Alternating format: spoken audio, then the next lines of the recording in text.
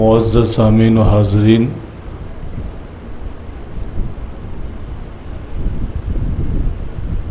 اسلام کی باعزت خواتین، عزیز بچوں، نوجوان ساتھیوں، السلام علیکم ورحمۃ اللہ تعالی وبرکاتہ۔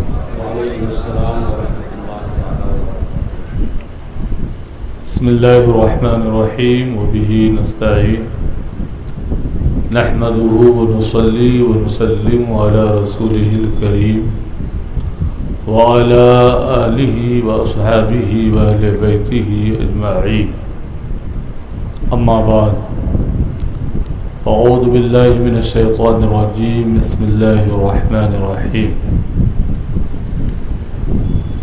واصبر نفسك مع الذين يدعون ربهم بالغداة والعشي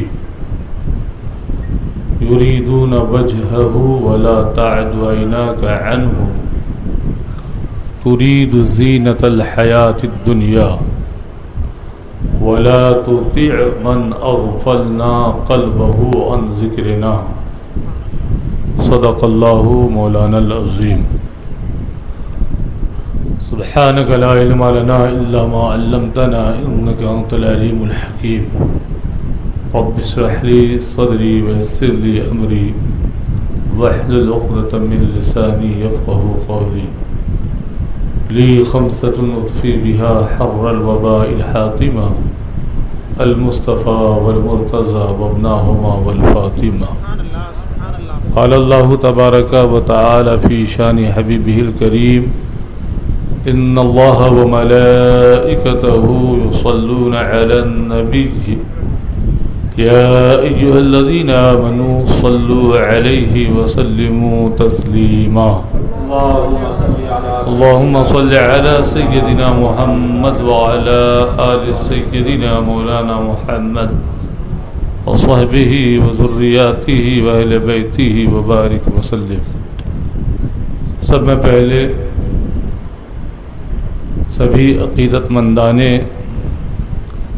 صوفیہ اور محبان اولیاء جو اس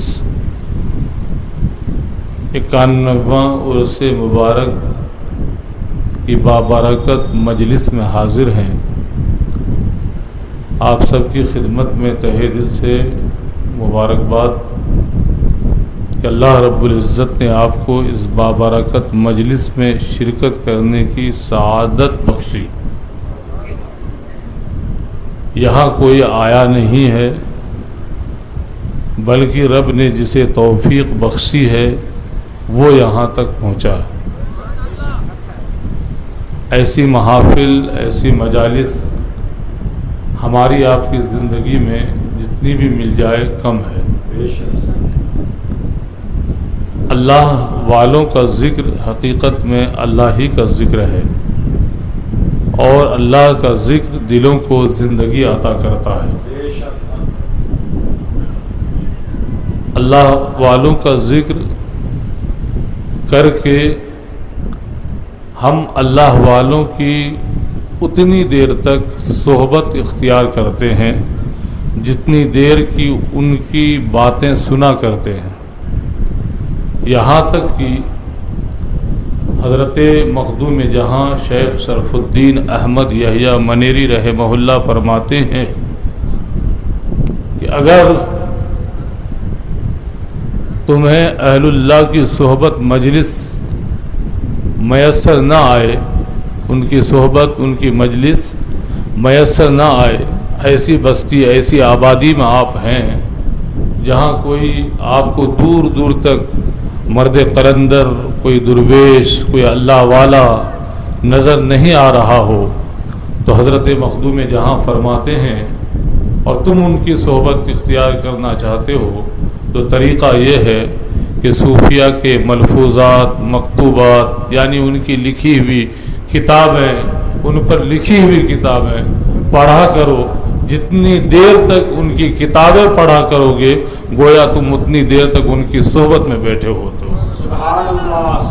آج ہم حضرت مولانا شاہ رکن الدین صاحب الوری رحمہ اللہ، جو اپنے زمانے کے ایک متبحر عالم دین اور صاحب تصانیف صوفی بزرگ گزرے ہیں، ان کے عرس پاک کی نسبت سے حاضر آئے ہیں، ان کے ذکر سننے سنانے کے لیے بیٹھے ہیں۔ صاحبو غور کرو اس بات پر، کچھ لوگ ایسے بھی ہیں دنیا میں کہ وہ زندہ ہیں مگر ان کا ذکر نہیں ہوتا، ہمارے بیچ میں ہیں، ہماری ہی آبادی میں رہتے ہیں، کھاتے پیتے سوتے جاگتے ہر کچھ کرتے ہیں، مگر ان کا ذکر کرنا ہم ضروری نہیں سمجھتے۔ بلکہ بعض دفعہ ایسا بھی ہوتا ہے کہ کچھ لوگ ہمارے سماج میں ایسے بھی ہوتے ہیں کہ اگر ان کا ذکر کوئی چھیڑ دے تو ہم انہیں منع کر دیتے ہیں کہ یار کس کا تذکرہ چھیڑ بیٹھے، یعنی سننا بھی ہم پسند نہیں کرتے۔ اور دوسری جانب وہ مقدس ہستیاں ہیں کہ جو زمین کے اوپر نہیں زمین کے اندر ہیں، اور صدیاں بیت گئیں، انہیں گئے ہوئے زمانے گزر گئے مگر ان کا ذکر نہیں مٹا، اور جوں جوں یہ دنیا ترقی کرے گی ان کا ذکر مزید بلند ہوتا رہے گا۔ وجہ صاف ہے، میرے رب کا وعدہ ہے۔ قرآن کریم کی سب سے بڑی سورت سورۃ البقرہ، سورۃ البقرہ کے اندر اللہ کریم فرماتا فَاذْكُرُونِي أَذْكُرْكُمْ، بڑی مشہور آیت ہے، وَاشْكُرُوا لِي وَلَا تَكْفُرُونَ، اے میرے بندو تم میرا ذکر کرو، تم مجھے یاد کیا کرو، بدلے میں تمہیں یاد کیا کروں گا۔ وَاشْكُرُوا لِي، اور میرا شکر ادا کیا کرو، وَلَا تَكْفُرُونَ، اور ناشکری نہ کیا کرو۔ ذکر کی اپنی فضیلت ہے، اہمیت ہے، برکت ہے، اور شکر کی بھی اپنی برکت ہے۔ دوسرے مقام پر میرا رب فرماتا ہے سورہ ابراہیم کے اندر پارہ نمبر 13 میں لَإِن شَكَرْتُمْ لَأَزِيدَنَّكُمْ وَلَإِن كَفَرْتُمْ إِنَّ عَذَابِي لَشَدِيدٌ، میری نعمتوں کا تم شکر ادا کرو گے تو میں تم پر اپنی نعمتوں کی مزید بارش کروں گا، اور اگر تم میری نعمتوں کے حصول پر میری ناشکری کرو گے تو پھر ان عذابی لشدید، میرا عذاب بھی بہت سخت ہے۔ اللہ کی نعمت کیا ہے؟ یہ اہل اللہ کے دامن سے آپ کی وابستگی۔ ابھی حضرت قاضی اہل سنت رحمہ اللہ کی شان میں منقبت پیش کی گئی، خوبصورت منقبت آپ نے سماعت کی۔ اگر آپ کو ان کی صحبت ملی ہے،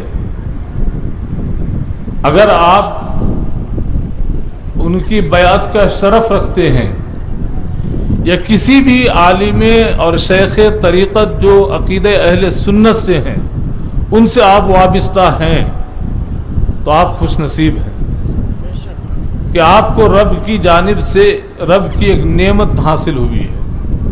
اس نعمت کے حصول پر آپ جس قدر بھی شکر ادا کریں کم ہے۔ تو اللہ نے کیا وعدہ فرمایا؟ آج ہم حضرت کا تذکرہ کرنے کیوں بیٹھے ہیں، آپ سننے کیوں بیٹھے ہیں؟ اللہ نے فرمایا کہ فَاذْكُرُونِي أَذْكُرْكُمْ، تم مجھے یاد کرو میں تمہیں یاد کروں گا۔ بندہ کتنے دن یاد کر سکتا ہے؟ ہم آپ تو فانی ہیں نا، کل من علیہا فان وَيَبْقَى وَجْهُ رَبِّكَ ذُو الْجَلَالِ وَالْإِكْرَامِ، ہم جب تک اس دنیا میں ہیں تبھی تک اپنے مولا کو یاد کر سکتے ہیں۔ یہ دنیا صرف اس لیے حسین ہے کہ یہ رب سے محبت کی جا ہے۔ رب کو یاد وہی کرتا ہے جو رب سے محبت کرتا ہے، اور رب تبارک و تعالی کی محبت کی وجہ سے یہ دنیا حسین ہے۔ اور جنت کیوں حسین ہے؟ دنیا اس لیے حسین ہے کہ یہ دنیا بنانے والے سے محبت کرنے کی جا ہے، عبادت کرنی ہے اسی دنیا میں کرنی ہے، محبت کرنی ہے تو اسی دنیا میں کرنی ہے، رسول اللہ کی اطاعت کرنی ہے تو اسی دنیا میں کرنی ہے، آپ کی ذات کی تعظیم و توقیر کرنی ہے تو اسی دنیا میں کرنی ہے۔ یہاں کرنے کی جائے، یہ دنیا دار العمل ہے، آخرت میں چاہ کر بھی نہیں کر سکو گے آپ۔ آج لے ان کی پناہ، آج مدد مانگ ان سے، آج لے ان کی پناہ، آج مدد مانگ ان سے، پھر نہ مانیں گے قیامت میں اگر مان گیا۔ سورۃ المنافقون کے اخیر میں اللہ کریم نے فرمایا، آخری رکوع میں سورہ منافقون کے، یا ایھا الذین آمنوا لا تلہکم اموالکم ولا اولادکم عن ذکر اللہ ومن یفعل ذلک فاولئک هم الخاسرون۔ اے ایمان والو، تمہاری اولاد، تمہارا مال کہیں تمہیں مولا کی یاد سے غافل نہ کر دے۔ اگر یہ اولاد، یہ مال و دولت، یہ حب دنیا تمہیں اپنے مولا سے اگر غافل کر دے تو اس کا مطلب تمہارا سودا خسارے کا ہے۔ وَأَنفِقُوا مِمَّا رَزَقْنَاكُم مِّن قَبْلِ أَن يَأْتِيَ أَحَدَكُمُ الْمَوْتُ، آپ سے یہ کہا جا رہا ہے کہ اس سے قبل کہ تمہیں موت آئے، تمہیں اللہ نے جو بھی نعمت عطا کی ہے، جو بھی رزق اس نے عطا کیا ہے، اس میں سے خرچ کیا کرو۔ علم والا اگر عالم ہے کوئی تو عالم اپنے علم کی خیرات نکالے۔ کسی کو اللہ نے اگر عقل و دانش کی نعمت سے نوازا ہے، وہ عقل و دانش کی خیرات دے۔ کسی کو اللہ نے مال و دولت سے نوازا ہے تو وہ اپنے مال و دولت میں سے اللہ کی مخلوق کی خدمت کیا کرے۔ جس کے پاس غرض یہ کہ جو بھی نعمت ہے، جو بھی رزق ہے، رزق صرف روٹی اور چاول کو نہیں کہتے۔ مفتی صاحب موجود ہیں، قذافی صاحب، پوچھئے ان سے کہ رزق کی تعریف کیا ہے۔ ہر وہ نعمت جو اللہ نے آپ کو دی ہے، جو جس نعمت کا حامل ہے، مالک ہے، اس کے لیے حکم ہے کہ وہ اس نعمت کو خرچ کرے، اس پر شکر ادا کرے۔ موت سے قبل آپ کو کرنے کا حکم ہے، وَأَنفِقُوا مِمَّا رَزَقْنَاكُم مِّن قَبْلِ أَن يَأْتِيَ أَحَدَكُمُ الْمَوْتُ فَيَقُولَ رَبِّ لَوْلَا أَخَّرْتَنِي إِلَىٰ أَجَلٍ قَرِيبٍ فَأَصَّدَّقَ وَأَكُن مِّنَ الصَّالِحِينَ۔ اب اگلی آیت میں اللہ نے کیا فرمایا؟ وَلَن يُؤَخِّرَ اللَّهُ نَفْسًا إِذَا جَاءَ أَجَلُهَا وَاللَّهُ خَبِيرٌ بِمَا تَعْمَلُونَ۔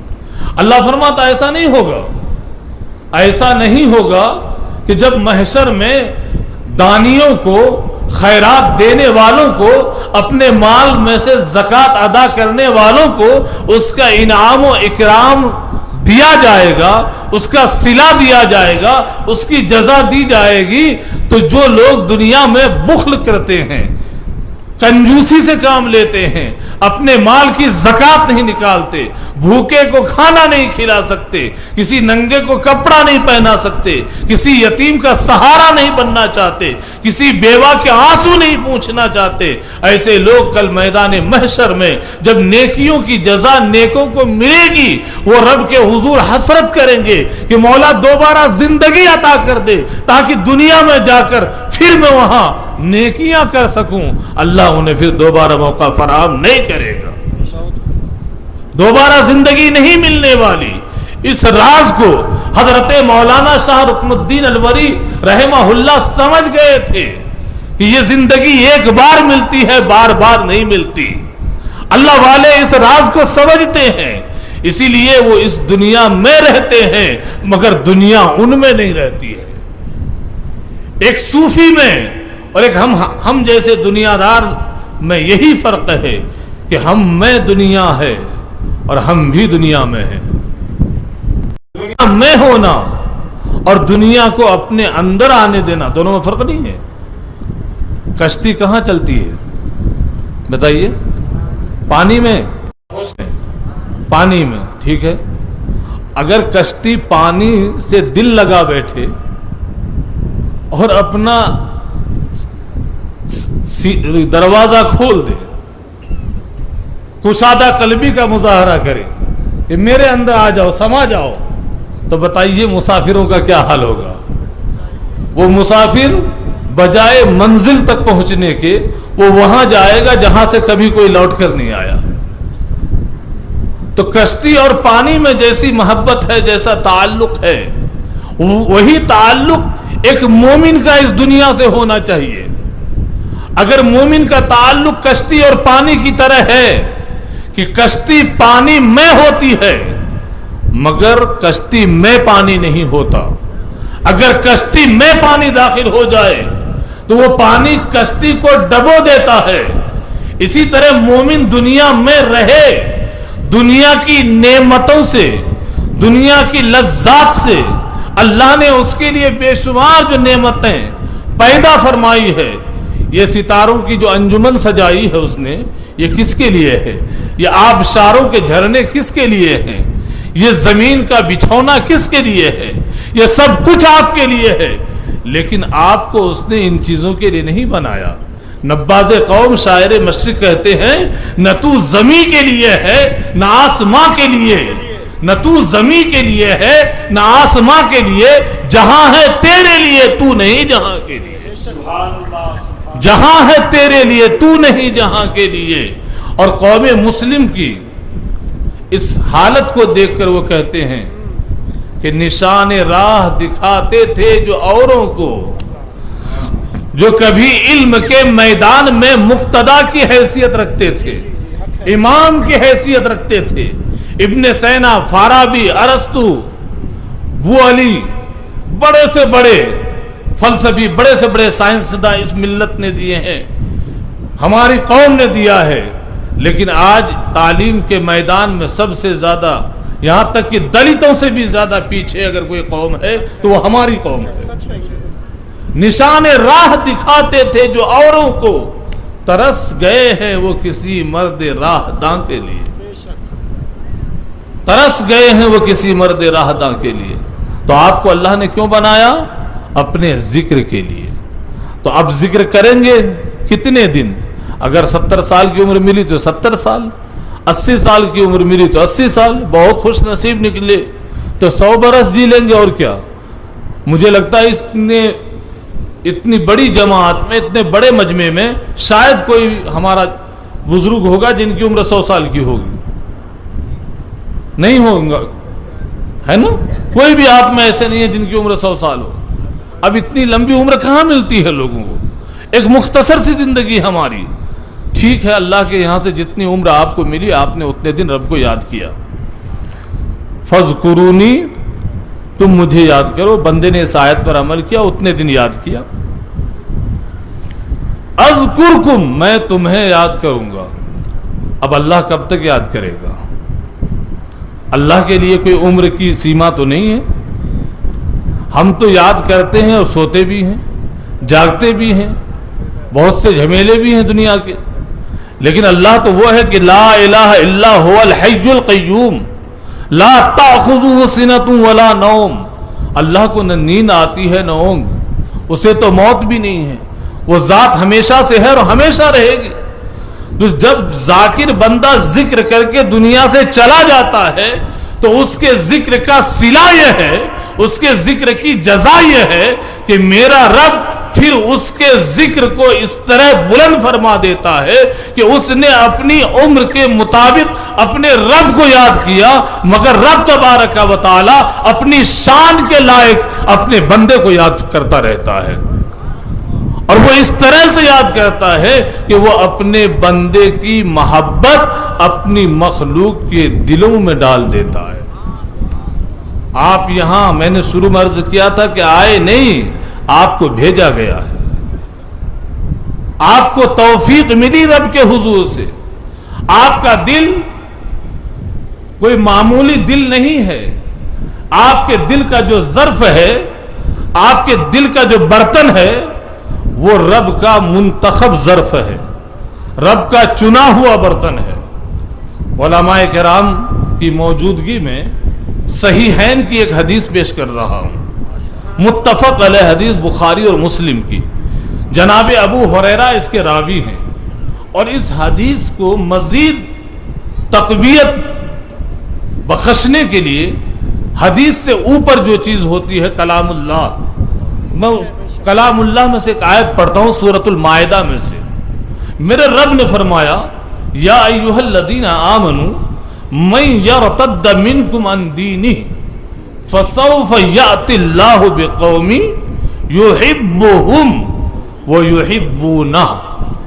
اللہ فرماتا ہے کہ اگر اے ایمان والو تم دین کے باغی بن جاؤ، مرتد ہو جاؤ، سرکش ہو جاؤ، اللہ وحدہ لا شریک کی بندگی چھوڑ دو، اسلام سے تم نکل جاؤ، تو اسلام کا کچھ نہیں بگڑے گا، اللہ کا کچھ نہیں بگاڑو گے تم.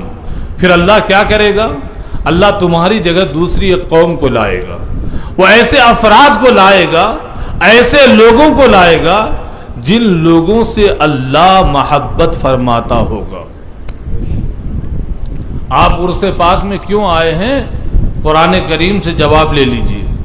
اللہ فرماتا ہے کہ ایک ایسی قوم کو میں لاؤں گا جس سے میں محبت کرتا ہوں گا، اور اس قوم کے لوگ مجھ سے محبت کرتے ہوں گے. اب یہاں دو محبتیں ہیں، ایک محبت بندے کی اپنے رب سے، اور دوسری محبت رب کی اپنے بندے سے. محبت کرنے والے کو عربی میں محب کہتے ہیں، اور جس سے محبت کی جائے اس کو محبوب کہتے ہیں. قرآن کریم نے کہا فَسَوْفَ يَأْتِ اللَّهُ بِقَوْمٍ يُحِبُّهُمْ. ترتیب پر غور کریں آپ. ترتیب یہ نہیں ہے کہ بندہ پہلے رب سے محبت کرتا ہے، نہیں، بلکہ پہلے رب اپنے بندے سے محبت فرماتا ہے. پہلی محبت کس کی ہے؟ رب کی محبت اپنے بندے کے ساتھ. تو رب کی ذات کیا ہوئی؟ محب. رب کی ذات کیا ہوئی؟ محب. اور بندے کی ذات کیا ہوئی؟ محبوب. تو پہلے بندہ محبوب ہوتا ہے اور رب محب ہوتا ہے، اور جب وہ کسی کو اپنا محبوب بنا لیتا ہے تو پھر اس بندے کو ذکر کی توفیق عطا کرتا ہے، پھر اس کے لیے مسجد کے دروازے کو کھول دیتا ہے.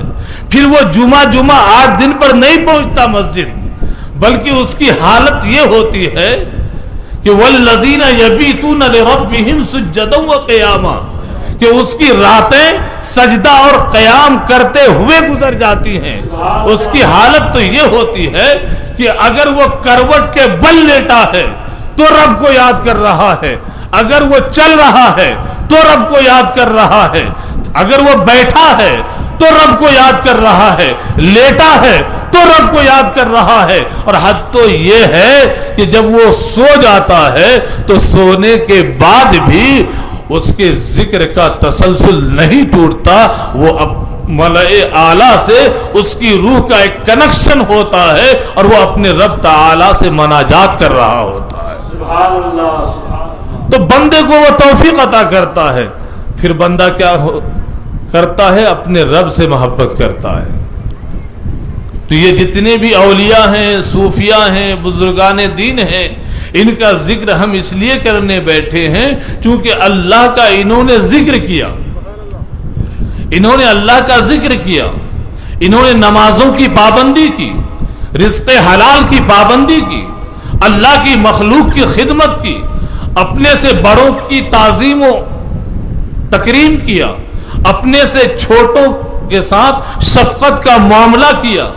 دنیا میں جب تک رہے تو اپنی ذات کو مخلوق کے لیے نافع بنا کر رکھا، کیونکہ یہ قرآن کا اصول ہے. فَأَمَّا الزَّبَدُ فَيَذْهَبُ جُفَاءً وَأَمَّا مَا يَنْفَعُ النَّاسَ فَيَمْكُثُ فِي الْأَرْضِ. اللہ کریم کا یہ نظام ہے، یہ اس کا اصول ہے کہ جو اس کی مخلوق کے لیے فائدہ مند ہوگا اللہ کریم اس کو عزت بھی بخشے گا، اور اللہ کریم اس کو جو ہے مخلوق کے دلوں میں اتار بھی دے گا. اور جس کی ذات سے مخلوق کو فائدہ نہیں ہوگا وہ گویا دنیا میں آیا ضرور ہے لیکن اس نے دنیا میں زندگی جیا ہی نہیں.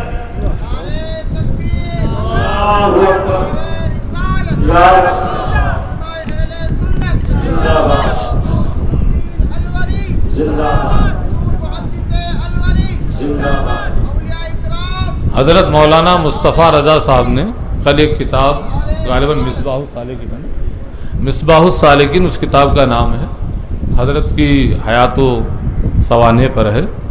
جگہ جگہ سے، ظاہر سی بات ہے کل رات ہی میں نے منگوائی تھی، تو جگہ جگہ سے دیکھنے کا اتفاق ہوا۔ اس کتاب کو دیکھنے کے بعد، حضرت کی زندگی کو پڑھنے کے بعد، قرآن کریم کی ڈھیر ساری آیتیں، چونکہ آپ کی دعا سے الحمدللہ میں حافظ بھی ہوں، تو قرآن کریم کی ڈھیر ساری آیتیں میری نگاہوں کے سامنے آ گئی، اور ان آیتوں کی روشنی میں میں نے حضرت کو دیکھا۔ یقین جانیے کہ وہ جو کہتے ہیں کہ قرآن ایک ناطق ہوتا ہے، جو رسول کریم صلی اللہ علیہ وسلم کے بارے میں نہیں کہتے کہ بھئی چلتا پھرتا قرآن دیکھنا ہو تو مدینے میں آقا کی ذات کو دیکھو، اور دوسرا قرآن وہ جو ہم اپنے گھروں میں سجا کر رکھتے ہیں۔ اما عائشہ کہتی ہیں کانا خلقہ القرآن، کہ میرے نبی کا اخلاق کیا تھا؟ سراپا قرآن تھا۔ قرآن کریم رسول کریم صلی اللہ تعالی علیہ وآلہ وسلم کے اخلاق سے قرآن کی خوشبو آتی تھی، آپ کے معاملات سے قرآن کی خوشبو آتی تھی، آپ کی سیرت سے، آپ کے کردار سے قرآن کی خوشبو آتی ہے۔ اور جو اللہ کا ولی ہوتا ہے وہ نبی کا نائب ہوتا ہے، اور جو نائب النبی ہوتا ہے تو اس کی سیرت سے بھی نبی کی سیرت کی خوشبو ملتی ہے۔ حضرت محدث الوری ہوں، حضرت غریب نواز ہوں، حضرت بابا فرید الدین مسعود گنج شکر ہوں، سلطان المشائخ محبوب الہی ہوں، حضرت صابر پاک ہوں، حضرت وارث دیوا ہوں، حضرت مخدوم کچھوچھا ہوں، حضرت مخدوم جہاں ہوں، غرض یہ کہ جس اللہ والے کا نام لے لیں آپ، حضرت مجدد الفسانی ہوں، آپ کی مرشد حضرت خواجہ باقی باللہ ہوں، جن کی بھی زندگی دیکھ لیں، ہر ایک کی زندگی سے رسول کریم کی سیرت کی خوشبو ملتی ہے۔ ان حضرات نے مسجدوں کو آباد کرنے کا کام کیا ہے، مسجدیں بنوائی نہیں صرف ہماری طرح، آج ہمارے یہاں ہوڑ ہے، مقابلہ ہوتا ہے۔ اگر کسی نے 50 لاکھ کی مسجد بنوائی ہے تو اسی محلے میں دوسری مسجد اگر بنے گی تو دوسرے محلے کے لوگ کہیں گے ہم 70 لاکھ کی بنوائیں گے۔ کسی نے اگر 70 لاکھ کی بنوائی ہے تو ہم اس بات کے لیے مقابلہ کرتے ہیں کہ ہم 80 لاکھ کی بنوائیں گے۔ میرے عزیزو، اللہ ان سنگ مرمر کی مسجدوں کا محتاج نہیں ہے۔ تمہارے سنگ مرمر کی مسجد اسے نہیں چاہیے۔ اونچی اونچی میناریں اور قیمتی سے قیمتی گنبد تم نے بنوا دیے، لیکن تمہیں سجدے کی اگر توفیق نہیں مل رہی ہے تو یہ مسجدوں کا بنوانا تمہیں کبھی نہیں بخشوائے گا۔ مسجدوں کو اگر سجانا ہے تو آپ راجستھانی پتھروں سے نہ سجائیے، آپ اپنی پیشانی کو جھکا کر اپنے سجدوں سے سجائیے۔ حضرت شاہ رکن الدین الوری صاحب رحمہ اللہ نے اپنی حیات مبارکہ میں بہت سی ایسی مسجدیں آباد کی جو مسجدیں غیر آباد تھیں۔ آپ کی زندگی کے بہت سے کارہائے نمایاں میں سے ایک نمایاں کام یہ بھی ہے کہ آپ نے غیر آباد مسجدوں کو آباد کرنے کا شرف حاصل کیا۔ یہ سعادت اللہ نے ان کو بخشی۔ غیر آباد مسجدوں کو آباد کرنا اس مرد قلندر نے اپنی زندگی کا معمول بنایا۔ آپ ان کی عقیدت میں یہاں تک آئے ہیں۔ آپ کا شیوا کیا ہونا چاہیے؟ ہمارا شیوا کیا ہونا چاہیے؟ ہمارا طریق کیا ہونا چاہیے؟ اہل اللہ سے محبت کا مطلب صرف یہ نہیں ہوتا چادر گاگر عرس اور سندل، یہ عقیدت کا مطلب نہیں ہوتا۔ عقیدت کا مطلب یہ ہوتا ہے کہ ان کی ذات کا اگر آپ اکرام و احترام کر رہے ہیں تو ان کی تعلیمات پر عمل کرنا یہ بھی آپ کی ذمہ داری ہے۔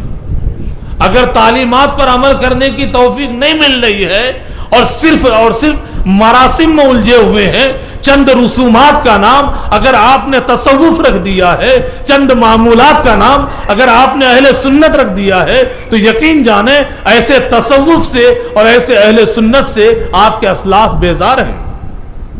آپ کے اسلاف کو ایسے مراسم سے کوئی تعلق نہیں جہاں صرف مراسم ہی مراسم ہو اور عمل کے معاملے میں بندہ کوڑا ہو جائے، عمل سے وہ دور ہو جائے۔ آج ہمارے اسٹیجوں سے ہمارے علماء جب تقریر کرنے کے لیے آتے ہیں ٹکے ٹکے میں جنت بیچتے ہیں۔ جنت اتنی سستی ہو گئی۔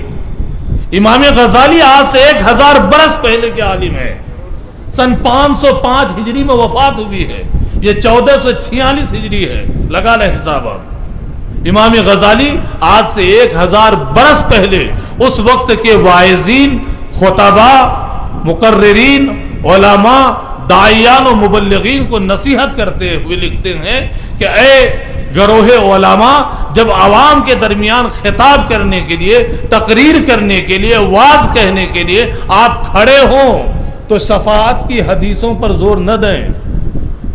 اس کا مطلب یہ نہیں ہے کہ امام غزالی شفاعت کے منکر تھے، اب کوئی فتوے کا ڈنڈا ان پر چلا دے۔ امام غزالی کا مقصد یہ تھا، آپ نے آگے یہ بھی لکھا کہ میں تمہیں اس لیے منع کر رہا ہوں کہ شفاعت کی حدیثوں پر زور نہ دو، عوام کے سامنے جب تم شفاعت ہی شفاعت، شفاعت ہی شفاعت، شفاعت ہی شفاعت کی بات کرو گے تو یہ امت عمل سے خالی ہو جائے گی، عمل سے دور ہو جائے گی۔ میرے نبی کا نام صرف مبشر نہیں ہے، یا ایھا النبی انا ارسلناک شاہدا ومبشرا ونذیرا۔ نبی مبشر بھی ہیں، نبی نذیر بھی ہیں۔ مبشر کا معنی ہوتا ہے خوشخبری سنانے والا، نذیر کا معنی ہوتا ہے ڈر سنانے والا۔ امت اگر اچھے عمل نہ کرے تو اے نبی انہیں اچھے عمل کی طرف لانے کے لیے آپ جنت کی بشارت دے دو کہ دیکھو ایسا کرو گے تو رب راضی ہوگا، اور جب رب راضی ہوگا تو جنت ملے گی۔ یہ انسانی فطرت ہے نا۔ آپ کا بچہ اسکول نہیں جا رہا ہو تو مائیں کیا کرتی ہیں؟ بیٹا چلا جا، میں وہ والی ٹافی دلاؤں گی، وہ والی چاکلیٹ لا دوں گی، فلاں سامان لا دوں گی، فلاں کھلونا لا دوں گی، پھر بچہ مان جاتا ہے، کیونکہ ماں بچے کی کمزوری جانتی ہے کہ میرا بچہ کن باتوں سے راضی ہوگا، کیسے یہ اسکول جائے گا۔ اللہ رب العزت ہماری ماؤں سے 1000 گنا زیادہ ہمیں پہچانتا ہے، وہ ہمارا خالق و مالک ہے، وہ جانتا ہے کہ ہم لوگ کیسے اس کی طرف راغب ہوں گے، تو اس لیے اس نے جنت کی کہیں بشارت سنا دی۔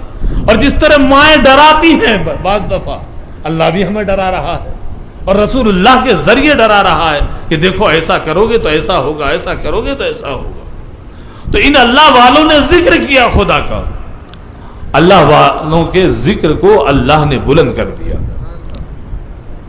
تو 2 محبتیں سورۃ المائدہ میں جو بیان ہوئی، اب آتے ہیں اس حدیث کی جانب جس کا تذکرہ میں کرنے جا رہا تھا۔ حدیث کیا ہے؟ آپ جو یہاں آئے ہیں، پچھلے 200 برسوں سے بر صغیر میں ایک فتنے نے جنم لیا، اور اس فتنے کی وجہ سے امت کئی ٹکڑیوں میں بٹ گئی۔ اب فتنے کو جو بھی نام دیتے ہیں وہ آپ اچھی طرح سمجھ گئے ہوں، ٹھیک ہے۔ اب 200 برس قبل جس فتنے نے سر ابھارا، اب اس کی وجہ سے یہ امت بٹ گئی ٹکڑیوں میں، جو نہیں ہونا تھا، شومی قسمت۔ اللہ امت میں اتحاد پیدا فرمائے اور مختلف ٹکڑیوں میں بٹنے کی بجائے اس امت کو امت واحدہ بنائے، دعا کریں۔ یہ بھی ایک فتنہ ہے، یہ بھی ایک عذاب ہے، امت کا ٹولیوں میں بٹ جانا، فرقوں میں بٹ جانا، یہ بھی عذاب ہے۔ جب امت ٹکڑیوں میں بٹی تو پھر کیا ہوا؟ اولیاء کی، صلحاء کی، صحابہ کی، اہل بیت کی، حتیٰ کہ نبی علیہ السلام کی محبت دل سے نکالنے کی باضابطہ تحریکیں چل پڑی۔ لیکن کیا ان تحریکوں سے غریب نواز کا عرس بند ہو گیا؟ غریب نواز کے عقیدت مندوں میں کمی آ گئی؟ کیا صابر پاک کے چاہنے والے کم ہو گئے؟ کیا دیوا کے وارث کے عاشقوں میں کمی آ گئی؟ نہیں نا۔ وجہ کیا ہے؟ وجہ یہ ہے کہ یہ جو محبت ہم تم جو بھی کرتے ہیں اللہ والوں سے، جو بھی لوگ اللہ والوں سے محبت کرتے ہیں، اب سنو وہ حدیث۔ جناب ابو ہریرہ اس کے راوی ہیں کہ اللہ کریم جب اپنے بندوں میں سے کسی سے محبت فرماتا ہے تو وہ جناب جبریل کو آواز دیتا ہے، اور جناب جبریل کو بلا کر فیقول اللہ عز وجل ان اللہ یحب فلانا. جبریل کو بلا کر پھر جبریل سے وہ فرماتا ہے اے جبریل اللہ فرماتا ہے فلاں بندے سے میں محبت کرتا ہوں, میں نے اسے اپنا محبوب بنا لیا ہے, مجھے اس سے محبت ہو گئی ہے. اللہ کریم آپ کو نماز پڑھنے کا حکم دے رہا ہے کہ نہیں دے رہا ہے؟ اقامت صلاۃ کا حکم قرآن میں ہے, ایتاء زکوٰۃ کا حکم قرآن میں ہے, استطاعت اگر ہے تو حج میں جانے کا حکم قرآن میں ہے. یہ فرضیت ہے, رمضان کے روزے کی فرضیت کے تعلق سے قرآن میں آیت موجود ہے, لیکن اللہ نماز نہیں پڑھتا, روزہ نہیں رکھتا, حج نہیں کرتا, زکوٰۃ نہیں دیتا, وہ صرف 2 عمل کرتا ہے. وہ 2 عمل ایسے ہیں جن 2 عمل کے لیے آپ کو بھی حکم فرمایا اور وہ خود بھی کرتا ہے. وہ کون 2 عمل ہیں؟ ایک عمل یہ کہ اس کے محبوب پر درود و سلام بھیجنا. ان اللہ وملائکتہ یصلون علی النبی, بے شک اللہ اور اس کے فرشتے نبی علیہ السلام پر درود بھیجتے رہتے ہیں. اب درود بھیجتے فرشتے بھی اور رب بھی. اگلی بات یا ایھا الذین آمنوا صلوا علیہ وسلموا تسلیما, اے ایمان والو آؤ اس عمل میں تم بھی ہمارے شریک ہو جاؤ اور تم بھی میرے محبوب پر درود و سلام بھیجا کرو. تو یہ ایک ایسا خوبصورت عمل ہے, یہ ایک ایسا پاکیزہ عمل ہے کہ اس عمل میں رب آپ کو اپنے شریک کر رہا ہے. اور یہ شرک بھی نہیں بن رہا ہے, شرک بھی نہیں بن رہا ہے, بلکہ اتنا محبوب ترین عمل ہے کہ سلسلہ نقشبندیہ مجددیہ اور ساتھ ہی سلسلہ قادریہ کے ایک عظیم عالم دین اور حضرت مجدد الفسانی شیخ احمد سرہندی کے ہم زمانہ ہم عصر حضرت شیخ عبدالحق محدث دہلوی, جن کی کتاب اخبار الاخیار علماء نے پڑھی ہے, دیکھی ہے, ان کے پاس موجود ہے, ممکن ہے آپ میں سے کسی کے پاس بھی ہو. پرشین لینگویج میں آپ نے لکھی تھی, فارسی زبان میں, اب اس کا اردو ترجمہ بھی مارکیٹ میں دستیاب ہے. اس کتاب کے آخر میں شیخ لکھتے ہیں محدث دہلوی علامہ عبدالحق صاحب, نماز, روزہ, حج, زکوٰۃ وغیرہ وغیرہ یہ سارے اعمال میں نے اے رب تیری توفیق سے کیے ہیں, مگر ان پر مجھے کوئی ناز نہیں ہے, نہیں معلوم میری نماز تیرے حضور قبول بھی ہے یا نہیں, میرے روزے تجھے منظور بھی ہیں یا نہیں, میری عبادات تو قبول بھی کرے گا یا نہیں کرے گا. لیکن ہاں میرا ایک حسین عمل, میرا ایک پاکیزہ عمل, ایک خوبصورت عمل ہے جس پر مجھے اتنا اعتماد ہے کہ تو نے اسے ضرور قبول فرمایا ہوگا, اور میری بخشش ہوگی تو اسی ایک عمل کی بنیاد پر ہوگی. اور وہ عمل یہ ہے کہ جب جب تیرے محبوب کا مولود پڑھتا ہوں تو کھڑے ہو کر صلاۃ و سلام پڑھتا ہوں, کھڑے ہو کر صلاۃ و سلام پڑھتا ہوں.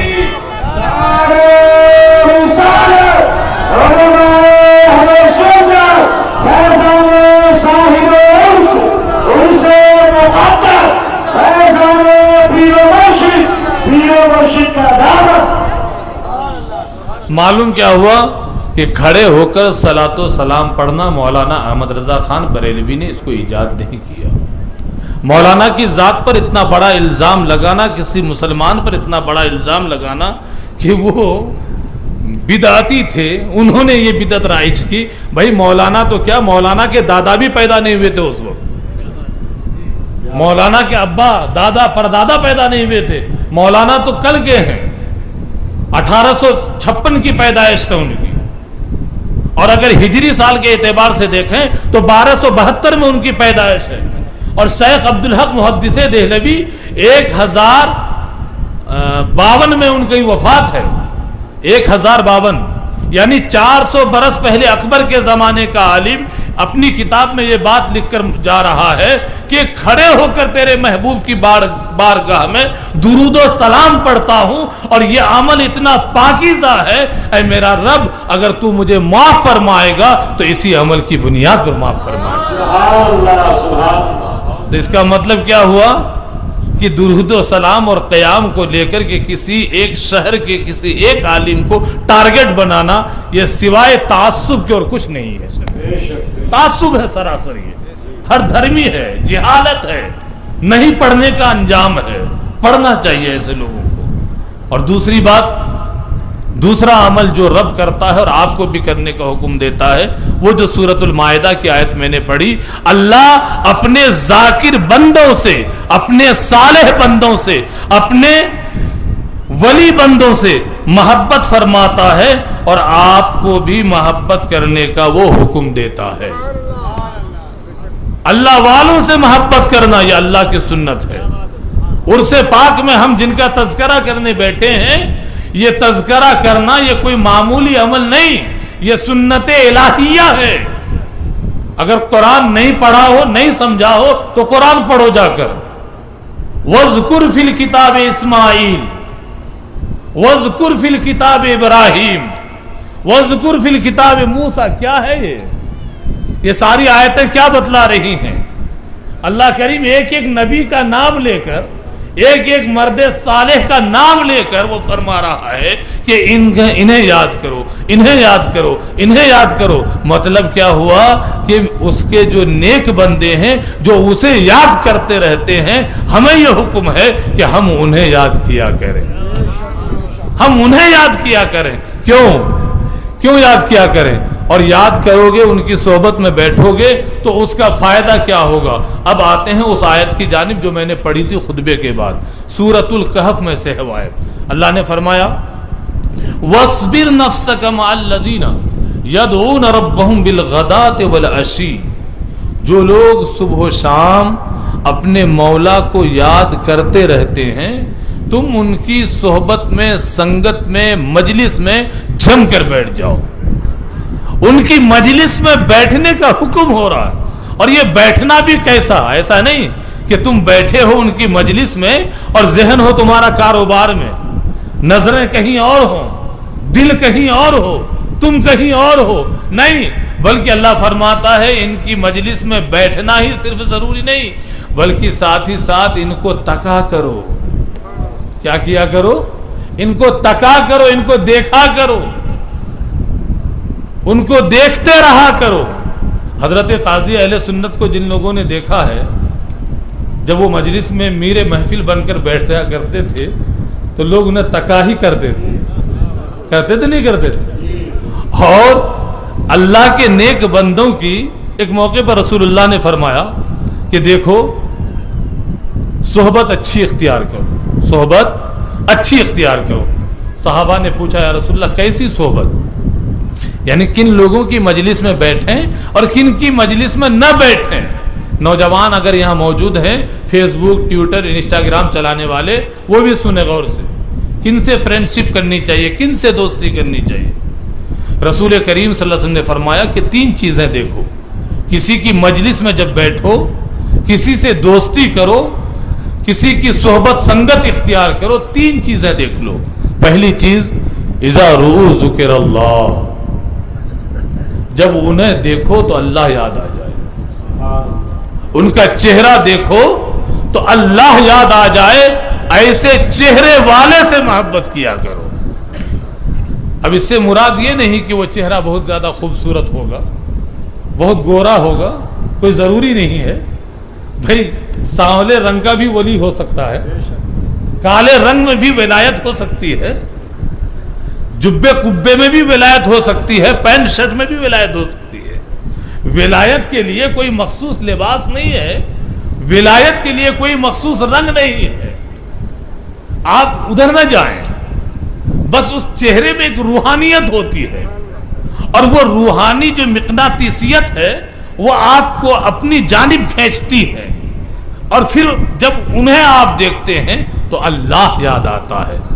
رسول کریم صلی اللہ علیہ وسلم نے فرمایا کہ دوسری پہچان یہ ہے کہ اس سنگت، اس صحبت، اس مجلس میں بیٹھنا چاہیے یا نہیں، یہ بندہ اس قابل ہے یا نہیں. اس کی باتیں سنو غور سے. اس کی باتیں سننے کے بعد تمہارے علم میں اضافہ ہو رہا ہے یا نہیں ہو رہا ہے.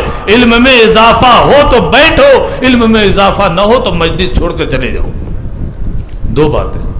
تیسری بات اس کا عمل دیکھو. عمل دیکھنے کے بعد اگر آخرت یاد آ جائے, قبر یاد آ جائے, حشر یاد آ جائے, تو پھر اس مجلس میں بیٹھو, اور عمل دیکھنے کے بعد آخرت یاد نہ آئے تو اس کی مجلس سے اٹھ کر چلے جاؤ. چہرہ دیکھو تو اللہ یاد آئے, اس کی باتیں سنو تو علم میں اضافہ ہو جائے, اور اس کے عمل دیکھو تو آخرت کی یاد تازہ ہو جائے. یہ رسول کریم صلی اللہ علیہ وسلم نے فارمولہ بتایا. اور بابا فرید گنج شکر نے کیا فارمولہ دیا سنیے. بابا فرید کہتے ہیں کہ 3 عین دیکھ لیا کرو. عین یہ الفابیٹ میں, عربک میں جو الفابیٹ ہیں جس کو حروف تہجی کہتے ہیں, تو الف سے لے کر یا تک الفابیٹ میں ایک حرف آتا ہے عین, غین, عین غین. تو حضرت بابا فرید سے کسی نے پوچھا, حضور آپ کہتے ہیں کہ پیر و مرشد جو حکم دے وہ ماننا چاہیے, تو پیر اگر کوئی ایسا حکم کر دے جو خلاف شرع ہو تو کیا وہ بھی مان لینا چاہیے؟ تو بابا صاحب نے فرمایا کہ یہ تیری کمی ہے, یہ تیری کوتاہی ہے, یہ تیری غلطی ہے کہ تو نے ایسے کو پیر بنایا ہی کیوں جو شریعت کے خلاف کوئی حکم کرے. تو آپ نے پیر کی نشانی بتائی. بابا صاحب نے فرمایا کہ جب کسی کو پیر بناؤ تو اس میں 3 عین دیکھ لیا کرو. وہ 3 عین کون سے ہیں؟ آپ نے فرمایا کہ پہلا یہ دیکھو کہ علم میں کامل ہے یا نہیں. ایک عین سے مراد علم کامل, یعنی تمہارا پیر کامل تب بنتا ہے جب وہ پہلے عالم کامل بنتا ہے. اس لیے کہ شریعت جس نے نہیں پڑھی اسے طریقت کی خوشبو نہیں مل سکتی. بنا شریعت طریقت محال ہے, اور بنا طریقت شریعت وبال ہے.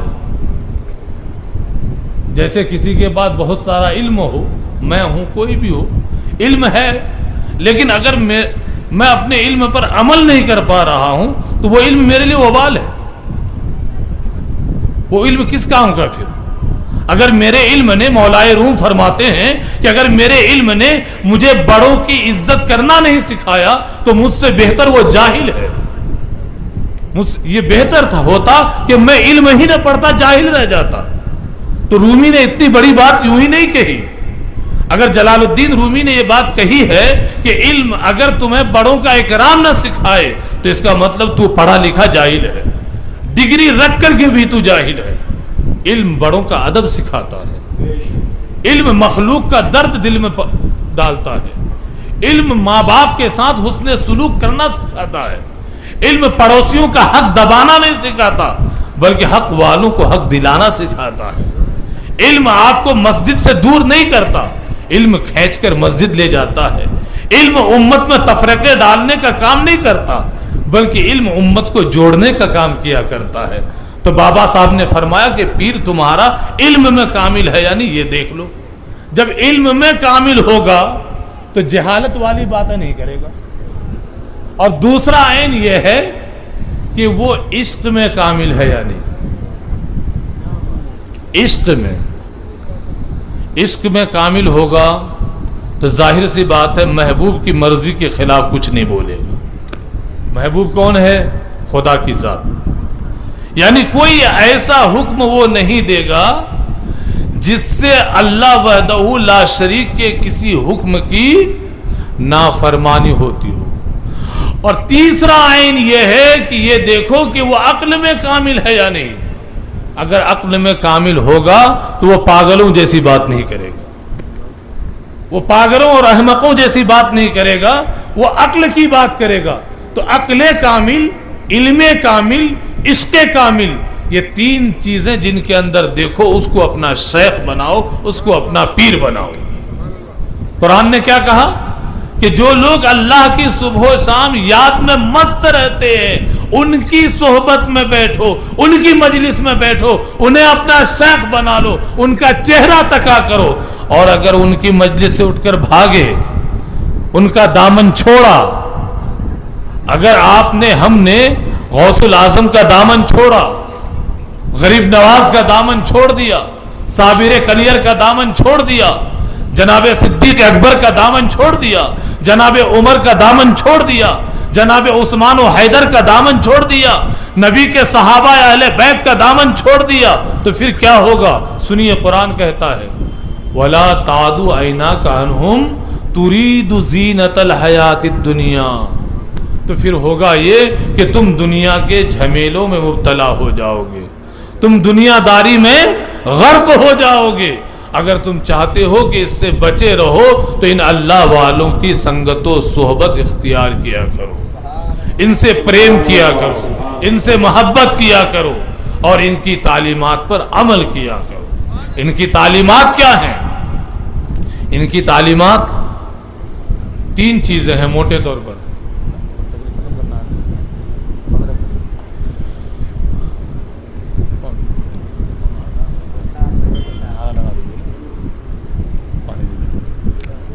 تو حاضرین کرام، معرض یہ کر رہا تھا کہ ان اللہ والوں کی حیات سے ہمیں جو سبق ملتا ہے وہ یہ کہ انہوں نے اپنے مولا کو یاد کیا، اور مولا نے ان کے ذکر کے صلہ کے طور پر ان کے ذکر کو باقی رکھا، اور ان کی یاد کو ہمارے دلوں میں اتار دیا۔ تو بخاری شریف اور مسلم شریف کی متفق علیہ جو حدیث میں پیش کر رہا تھا، تو اس میں نبی علیہ السلام نے فرمایا کہ جبریل کو بلا کر اللہ کریم یہ فرماتا ہے کہ میں نے، یعنی رب فرماتا ہے کہ میں نے اپنے فلاں بندے کو اپنا محبوب بنا دیا۔ تو جبریل پوچھتے ہیں کہ یا اللہ میرے لیے کیا حکم ہے؟ تو اللہ فرماتا ہے کہ جبریل اب تیرے لیے حکم یہ ہے کہ تو دیکھتا کیا ہے، جسے میں نے اپنا محبوب بنا لیا تو بھی اسے اپنا محبوب بنا لے، یعنی تو بھی اس سے محبت کرنے لگ جا۔ آگے جبرائیل عرض کرتے ہیں یا اللہ پاک اس سے آگے کوئی حکم؟ اللہ فرماتا جاؤ آسمانوں میں ندا کر دو ملائکہ کے درمیان، مقربین کے درمیان، کہ اللہ کریم نے اپنے فلاں بندے کو اپنا محبوب بنا لیا ہے، لہذا اے فرشتوں کی جماعت تمہیں رب کا حکم ہے کہ تم بھی اس سے محبت کرنے لگ جاؤ۔ تو حضرت غوث العظم دستگیر ہوں، حضرت غریب نواز ہوں، حضرت محبوب الہی ہوں، یا حضرت مولانا شاہ رکن الدین الوری رحمت اللہ تعالی علیہ ہوں، یہ وہ ہستیاں ہیں کہ ان کی محبت ہمارے دل میں بعد میں اتاری گئی ہے، پہلے رب نے ان سے محبت فرمایا ہے، اور رب تبارک و تعالی کے حکم سے پھر جبریل نے ان سے محبت کی ہے، پھر جبریل نے اللہ کے حکم سے جب آسمانوں میں ندا دی ہے تو آسمان کے فرشتوں نے ان سے محبت کی ہے۔ پھر اس کے بعد جبریل پوچھتے ہیں کہ یا اللہ اے میرے مالک اب آگے میرے لیے کیا حکم ہے؟ تو اللہ کریم فرماتا ہے کہ اب تیرے لیے حکم یہ ہے کہ زمین پر اتر جا، زمین پر چلا جا، اور وہاں جا کر لوگوں کے دل کا برتن دیکھ لے، ان کے دل کا ظرف دیکھ لے۔ عرس میں کوئی آتا نہیں ہے، یہاں تو وہی آتا ہے جس کا دل رب کے یہاں چنا ہوا ہوتا ہے، منتخب ہوتا ہے، جس کے دل کا برتن صاف ہوتا ہے، اسی برتن میں اولیاء کی محبت رکھی جاتی ہے۔ دل کا برتن آپ کا صاف ہے کہ نہیں؟ اب بتاؤ آپ، موٹی سی بات، یہ جبریل جیسے فرشتے جو سید الملائکہ ہیں اور اللہ کے حکم سے زمین پر اتر رہے ہیں، اور یہاں آ کر ہمارے تمہارے سب کے دل کو ٹٹول رہے ہیں۔ کس کا دل اس لائق ہے کہ جس دل میں قاضی اہل سنت کی محبت رکھ دی جائے؟ کس کا دل اس قابل ہے کہ جس کے دل میں محدث الوری کی محبت رکھ دی جائے؟ کس کا دل اس قابل ہے کہ جس کے دل میں محبوب سبحانی کی محبت رکھ دی جائے؟ کون سا دل اس قابل ہے کہ جس دل میں سلطان المشائخ کی محبت رکھ دی جائے؟ جو دل صاف ستھرا نظر آتا ہے، فرشتہ اس میں اللہ کے ولی کی محبت ڈال دیتا ہے۔ اب اگر کوئی اللہ کے ولیوں سے محبت نہیں کرتا تو ہمارا اس سے کوئی جھگڑا نہیں ہے۔ ہم سمجھ گئے اس حدیث کی روشنی میں کہ وہ اس لیے نہیں کر رہا کہ اس کے دل کا ظرف، اس کے دل کا برتن اس قابل ہی نہ تھا کہ فرشتہ اس میں اب اللہ کے نیک بندوں کی محبت رکھتا۔ یہ تو ہماری خوش نصیب ہے کہ ہمارے دل کے برتن کو جبریل نے پسند کر لیا، اللہ نے پسند فرما لیا، اور اس میں اللہ والوں کی محبت رکھ دی گئی۔ یہ اللہ والوں کی محبت اللہ نے رکھی۔ یہی وجہ ہے کہ پچھلے 200 سال نہیں، اگر یہ تحریک 400 سال تک بھی چلتی رہے تب بھی اللہ کے ولیوں کی محبت دلوں سے کوئی بھی تحریک نہیں نکال سکتی، اس لیے کہ یہ محبت کسی ملا نے نہیں، اللہ نے ڈالی ہے، اللہ نے ڈالی ہے، اور اللہ جسے رکھے اسے کون چکھے؟ وہ اللہ نے ڈالی ہے نا۔ جب اللہ نے ڈالی ہے تو ہم اس اللہ والوں سے محبت کر رہے ہیں، اور جب محبت کر رہے ہیں تو محبت کے کچھ تقاضے ہوتے ہیں، محبت کے کچھ تقاضے بھی ہوتے ہیں کہ نہیں ہوتے ہیں؟ ہم صرف دعویٰ کریں کہ وہ میرا محبوب ہے، اور محبوب کو جو عمل پسند نہ ہو وہ کام ہم کریں، بتاؤ تو محبوب راضی رہے گا آپ سے؟ اسے کیا بولتے ہیں آپ؟ موبائل۔ اس موبائل میں ہمارے جو چچا لوگ ہیں یہاں پر، تو وہ اتنا زیادہ اس کا یوز نہیں کر پاتے ہیں، ٹھیک ہے، وہ اتنا زیادہ نہیں جانتے، لیکن اتنا وہ بھی جانتے ہیں کہ اس موبائل میں کال آتی ہے اور میسج آتا ہے۔ اب میسج کہاں کہاں آتا ہے، کتنے پلیٹ فارم ہیں سوشل میڈیا کے، یہ نوجوان زیادہ جانتے ہیں۔ اب میں آپ سے ایک بات پوچھتا ہوں کہ آپ کا کاروبار ہو یا آپ کا کسی سے تعلق ہو، ویسے ہی وہ بزنس کا تعلق ہو یا یوں ہی یارانہ ہو، دوستانہ ہو، اور آپ کا دوست آپ کو میسج بھیجے اور آپ اس میسج کی رپلائی نہ کریں، تو وہ دوستی میں کھٹاس پیدا ہوگی یا نہیں ہوگی؟ اور اگر کاروباری معاملہ ہے تو کاروبار میں نقصان ہوگا کہ نہیں ہوگا؟ الرٹ رہتا ہے ہمیشہ آدمی کہ شیئر بازار میں کیا چل رہا ہے، ہمیشہ وہ دیکھتے رہتا ہے۔ تو میسج کو رپلائی دینا یہ بہت ضروری ہوتا ہے۔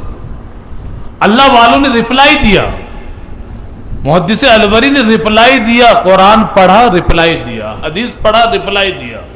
انہوں نے قرآن اور سنت کو پڑھنے کے بعد دیکھا کہ میرا رب مجھ سے کیا چاہتا ہے، کیا مانگتا ہے، وہ مجھے کہاں دیکھنا چاہتا ہے، کہاں نہیں دیکھنا چاہتا ہے۔ جہاں دیکھنا چاہتا ہے وہاں وہ خود کو لے گئے، اور جہاں نہیں دیکھنا چاہتا ہے ان تمام جگہوں پر جانے سے خود کو روک لیا۔ کام وہ لے لیجئے تم کو جو راضی کرے، وہ کام آپ کو کرنا ہے جس میں خدا کی رضا ہو، مصطفیٰ کی رضا ہو۔ تو یہ آپ کو شعور کہاں سے ملے گا؟ قرآن اور سنت سے۔ اور قرآن کے ساتھ ہم نے وہ ظلم کیا ہے، قرآن کو جلانا بلا شبہ ایک ظلم ہے، قرآن کی آیتوں کو قرآن سے نکالنے کی بات کرنا یہ ایک ظلم ہے، مگر قرآن کو سمجھ کر نہیں پڑھنا کیا یہ قرآن کے ساتھ ظلم نہیں ہے؟ 1500 برس ہو گئے قرآن کو آئے ہوئے، ہم میں کتنے لوگ ہیں جنہوں نے قرآن کو سمجھ کر پڑھنے کی کوشش کیا ہے؟ ہم اللہ کے ولیوں کی محبت کے دعوے دار ہیں، کوئی ایک ولی مجھے بتا دیں جنہوں نے قرآن کو بغیر سمجھے پڑھا ہو۔ ان کا حال تو یہ تھا کہ ایک ایک آیت میں پوری رات گزار دیتے تھے، ایک ایک آیت پڑھتے ہوئے ایسی رقت طاری ہوتی تھی کہ وہ پوری رات گزر جاتی تھی اور اسی آیت کو دہراتے رہتے تھے۔ اللہ کی خشیت، اللہ کے خوف کا یہ عالم تھا۔ دوسری جانب ہم لوگ ہیں کہ حافظ صاحب سے یہ کہتے ہیں رمضان میں کہ صاحب 5 پارے پڑھنے ہیں، مگر تراویح 1 گھنٹے میں مکمل ہونی چاہیے۔ اور حافظ بھی، اللہ معاف کرے ایسے حافظوں کو اور ایسے مقتدیوں کو، حافظ بھی جو ہے مقتدی کا ڈیمانڈ پورا کرتے ہوئے قرآن ایسا پڑھتا ہے کہ قرآن پڑھنے میں اسے ثواب کی بجائے عذاب ہی عذاب ملتا ہے۔ قرآن ایسے پڑھنے والوں پر لعنت بھیجتا ہے۔ اس سے بہتر تھا کہ علم ترا کیف سے آپ تراویح پڑھ لیتے۔ قرآن کا مذاق بنا دیا ہم نے۔ قرآن سمجھ کر نہیں پڑھنا چاہتے، قرآن تجوید کے ساتھ نہیں پڑھتے، جبکہ نبی علیہ السلام نے کتنی بڑی بشارت دی، من جود القرآن فجود عقبا، جس نے قرآن کو سجا سنوار کر پڑھا اس نے اپنی آخرت کو سنوار لیا۔ آخرت کو سنوارنا ہے۔ قبر میں اگر آپ کو کامیابی چاہیے، حشر میں کامیابی چاہیے، تو قرآن سے تعلق اپنا مضبوط کیجئے، صاحب قرآن سے اپنا تعلق مضبوط کیجئے۔ اللہ والوں سے تعلق جوڑنے کا یہی مطلب ہے۔ مرشد کا کیا مطلب ہوتا ہے؟ پیر و مرشد، ابھی نعرہ لگ رہا تھا، پیر و مرشد کا دامن، پیر و مرشد. پیر و مرشد کا معنی جانتے ہیں آپ؟ نہیں جانتے. مرشد کا معنی ہوتا اللہ کی راہ دکھانے والا. مرشد کا یہ معنی نہیں ہوتا اپنا راستہ دکھانے والا. جو اپنا راستہ دکھائے وہ مرشد نہیں ہوتا. جو اپنی پوجا کروائے وہ مرشد نہیں ہوتا. جو بندے کو خدا سے جوڑ دے وہ مرشد ہوتا ہے. بندے کا تعلق خدا سے مضبوط کر دے وہ مرشد ہوتا ہے. اور جو مرشد ہوتا ہے وہ خدا سے ہمارا تعلق جوڑتا ہے, خدا کے کلام سے ہمارا تعلق جوڑتا ہے. موٹے طور پر آپ یہ سمجھ لیں کہ یہ جتنے بھی اللہ والے ہیں, جتنے بھی صوفیاء ہیں, بزرگان دین ہیں, اولیاء کاملین ہیں, غریب نواز آپ کے یہ راجستھان ہے نا, اسی راجستھان میں غریب نواز رہتے ہیں. راجستھان والوں کی خوش نصیبی ہے. سلطان الہند آپ کی ریاست میں ہے. سلطان الہند جب تشریف لا رہے تھے تو آپ کے بارے میں ہے کہ آپ نے داتا صاحب کے یہاں لاہور میں 40 روز تک چلہ کیا تھا اور وہاں بیٹھ کر آپ قرآن پڑھا کرتے تھے. رپلائی جب نہیں ملی تو آپ بے چین ہوئے کہ رپلائی کیوں نہیں مل رہی ہے, کیا حضرت کو پسند نہیں, میرا بیٹھنا پسند نہیں ہے یا اور کوئی بات ہے. تو ادھر سے جواب یہ آیا کہ بیٹا معین الدین تم قرآن بہت بڑھیا پڑھ رہے ہو, قرآن بہت اچھا پڑھ رہے ہو, اور تم پڑھ رہے ہو تو میرا جی کر رہا ہے تم پڑھتے رہو اور میں سنتا رہوں. تو غریب نواز کی عقیدت کا نعرہ رسالت, فیضان قرآن, فیضان صاحب عرس, غریب نواز کی عقیدت کے دم بھرنے والوں کو کیا یہ بات عمل میں نہیں لانا چاہیے کہ جب میرے غریب نواز اتنا شاندار قرآن پڑھتے تھے تو ہم چشتی بھی قرآن شاندار انداز میں پڑھیں. ہم بھی اپنے بچوں کو, ارے میتھمیٹکس پڑھانے والا جو ٹیچر ہوتا ہے, ٹیوٹر ہوتا ہے, میتھمیٹکس پڑھانے والے کو آپ 5,000 روپے پر منتھ دیتے ہیں 1 گھنٹے کے لیے, اور قرآن پڑھانے والے حافظ صاحب کو مہینے کے آپ 10,000 روپے دیتے ہیں. ایسا ہے کہ نہیں؟ اور 20 بچے کو پڑھانا ہے, 5 وقت کی نماز کی پابندی بھی کرنی ہے. ٹیچنگ کی جو ہمارے یہاں جو اہمیت ہے, کیا اہمیت ہے؟ یہی اہمیت ہے. حضرت قبلہ مختار احمد بہیڑوی صاحب سے پوچھئے کہ نبی علیہ السلام نے ٹیچروں کو کتنی اہمیت دی کہ 10 بچوں کے ٹیوٹر کے لیے 4,000 درہم, سن 3 ہجری کی بات کر رہا ہوں میں, 1443 سال پہلے نبی علیہ السلام نے بدری قیدیوں کو 10 بچوں کو پڑھانے کی ذمہ داری دی. اور آپ نے فرمایا کہ جو قیدی ہیں اگر وہ رہا ہونا چاہتے ہیں تو 4,000 درہم دے دیں فدیہ کے طور پر, ہم انہیں رہا کر دیں گے. ان میں سے بعض جو غریب تھے وہ ہاتھ جوڑ کر کھڑے ہو گئے کہ محمد صلی اللہ علیہ وسلم ہم تو غریب لوگ ہیں, ہمارے پاس 4,000 درہم نہیں ہے, ہم نہیں دے سکتے. آقا علیہ السلام نے پوچھا کیا آپ لکھنا جانتے ہیں, لکھنا پڑھنا آتا ہے؟ انہوں نے عرض کیا ہاں یہ آتا ہے. اللہ کے رسول نے فرمایا ٹھیک ہے. آپ نے اپنے مقدس صحابہ میں سے ان کے بچوں کو لیا اور 10 بچوں کی کلاس بنائی, جماعت بنائی, اور ان بدری قیدیوں سے کہا جو خود وضو کا طریقہ نہیں جانتے تھے, غسل جنابت کا طریقہ نہیں جنہیں پتا تھا, وضو کے فرائض جنہیں معلوم نہیں, ظاہر سی بات ہے وہ تو مشرک ہیں ابھی, انہیں کیا پتا کہ وضو کس چیز کا نام ہے اور غسل کس چیز کا نام ہے.